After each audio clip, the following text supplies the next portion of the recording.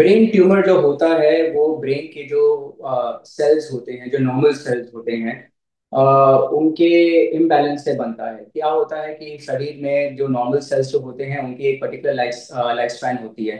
वो मेच्योर होके फिर ये मर जाते हैं। इस प्रोसेस को एपोप्टोसिस बोलते हैं। जब किसी भी कारण अगर इस प्रोसेस में थोड़ा बहुत ऊपर नीचे हो या डिफेक्ट हो, तो फिर वही जो सेल्स हैं वो फिर मरते नहीं हैं, वो मेच्योर होके फिर और एज होते रहते हैं और अबनॉर्मल बन जाते हैं।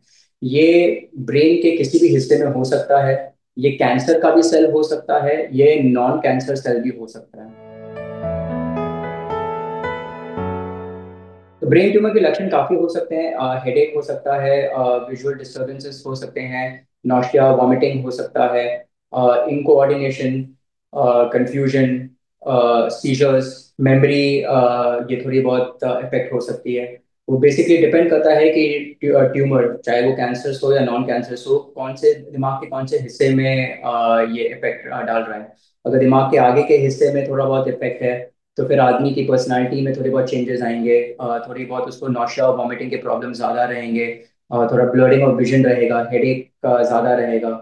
यही गांठ अगर मान लीजिए आपके बीच के हिस्से में या थोड़े बहुत पीछे के हिस्से में हो, तो फिर वहां पे जो आपकी सांस लेने की नस, खाना खाने की नस, चेहरे की नस, या इनको इफेक्ट कर सकती है। सुनने की नस इनको इफेक्ट कर सकती है और इसके कारण उन सब फंक्शंस में थोड़ी बहुत प्रॉब्लम आ सकती है।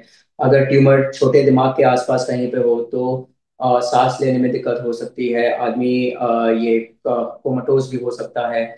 और अगर ये फुल्ली अवेक हो तो उसको बैलेंस में थोड़ी बहुत प्रॉब्लम आ सकती है। ज्यादातर इसके ये कारण का पता नहीं।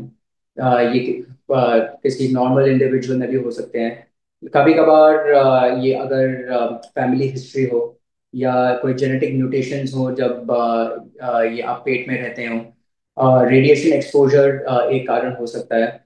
कुछ स्टडीज बोलती हैं कि एक्सेसिव मोबाइल यूज रेडिएशन के कारण, लेकिन ये सब्सटैंशिएट नहीं है, ये पक्का नहीं है कि इसी के कारण हो सकता है। इसलिए लोग बोलते हैं कि ज़्यादा मोबाइल यूज़ मत करें, just as a prevention, as a preventive measure. लेकिन इसके ज़्यादातर कारण किस कारण होता है वो अभी तक किसको नहीं पता।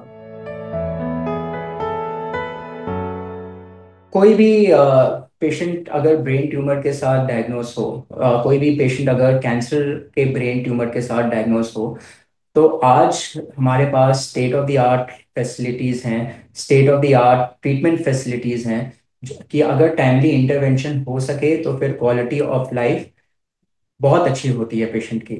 मान लीजिए अगर ब्रेन कैंसर का हाईएस्ट फॉर्म हो ग्लायोब्लास्टोमा मल्टीफॉर्म में, जैसे मैंने आपने बताया, या स्टेज 4 ये ग्लायोमा जिसको जैसे आप उसको कहते हैं, तो फिर ये कुछ डॉक्टर्स आपको शायद बोलें कि नहीं, थोड़े बहुत महीने हैं, जाने देते हैं। लेकिन आज हम पेशेंट को बोलते हैं कि आप सर्जरी कराइए, रेडिएशन लीजिए, क्योंकि उससे थोड़े बहुत जितने भी महीने एक्सटेंड होता है, जितने भी मान लीजिए हफ्ते या जितने भी महीने या जितने भी साल एक्सटेंड होता है, तो क्वालिटी ऑफ लाइफ थोड़ा बहुत इंप्रूव ही होता है पेशेंट का। तो हम फैमिली मेम्बर्स को ऐसे ही काउंसिल करते हैं। ट्यूमर का पता वही आप ये स्कैन्स करेंगे। आप पहले सीटी स्कैन कर सकते हैं, एमआरआई स्कैन कर सकते हैं। सीटी स्कैन में भी अगर मान लीजिए ब्रेन के ऊपर वाले हड्डी का अगर ये ट्यूमर है, तो सीटी स्कैन ज़्यादा इंपॉर्टेंट हो जाता है। ब्रेन ट्यूमर को या दिमाग के अंदर कहीं पे भी अगर ट्यूमर हो, तो एमआरआई स्कैन इंपॉर्टेंट हो जाता है, दोनों प्लेन और कॉन्ट्रास्ट। साथ में हम थोड़े एडिशनल या एडवांस स्टडीज भी मांगते हैं, जैसे डिफ्यूजन बेस्ड स्टडीज और स्पेक्ट्रोस्कोपी, खाली देखने के लिए कि ट्यूमर किस टाइप का है, कितना फैला है, आसपास की नसों का क्या ये सिचुएशन है। और अगर ट्यूमर कहीं और से या लगता है एमआरआई पे या सीटी पे कि ट्यूमर कहीं शरीर के किसी दूसरे हिस्से से स्प्रेड होके आया है, तो फिर एक पेट स्कैन भी हम लोग मांगेंगे। तो ब्रेन ट्यूमर के लिए डिपेंड करता है कि चाहे या वो कैंसर का ट्यूमर हो या नॉन कैंसर ट्यूमर हो। अगर नॉन कैंसर ट्यूमर हो, बहुत ही छोटा ट्यूमर हो और इंसिडेंटल फाइंडिंग हो स्कैन पे, तो फिर उसको वेट एंड वॉच करके भी देख सकते हैं। सीरियल स्कैन्स कर सकते हैं हर 6 महीने पे या हर 1 साल पे, देखने के लिए कि ट्यूमर का साइज बढ़ तो नहीं रहा है। अगर नॉन कैंसरस ट्यूमर हो लेकिन ऐसी जगह पे हो जिसके कारण वीकनेस आ रही हो या कुछ और सिम्टम्स आ रहे हो जैसे मैंने पहले बताया, या फिर इतना प्रेशर वो डाल रहा है दिमाग पे कि आदमी पूरी तरह होश में नहीं है, तो फिर सर्जरी उसका इलाज है, और सर्जरी के बाद फिर पेशेंट ठीक हो जाता है। अगर मान लीजिए कि ब्रेन कैंसर हो, तो कैंसर की गांठ कहाँ पे है, कितनी इम्पोर्टेंट एरिया के आसपास है, उसके हिसाब से फिर डिसाइड होता है कि सर्जरी, और फिर सर्जरी के बाद रेडिएशन या कीमोथेरेपी देते हैं। एक बार हिस्टोपैथोलॉजी रिपोर्ट कंफर्म हो जाए कि ये ट्यूमर किस टाइप का है।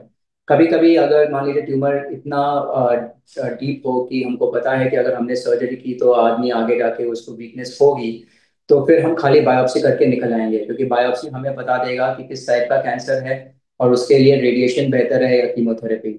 कभी कभी ऐसा है कि ट्यूमर एक ऐसे एरिया में है जहाँ जहाँ पे हमको लगता है कि सर्जरी करने से थोड़ा बहुत वीकनेस रह सकता है, तो फिर हम टारगेटेड थेरेपी करते हैं, जहाँ पे उसी पर्टिकुलर एरिया में थोड़ा बहुत दवाई डालेंगे या थोड़ा बहुत करंट ये डालेंगे, ऑपरेशन करके ये छोटा सा होल करके ब्रेन ये अपने स्कल में, और फिर उस एरिया में जाके ब्रेन के वहाँ पे थोड़ी बहुत दवाई डालेंगे या करंट डालेंगे, जिससे फिर वो एरिया थोड़ा बहुत ये क्लीन हो जाए। और फिर उसके बाद जिस तरह का ट्यूमर होता है उसके आगे जाके फिर रेडिएशन देना या कीमोथेरेपी देना वो डिसाइड करते हैं फिर।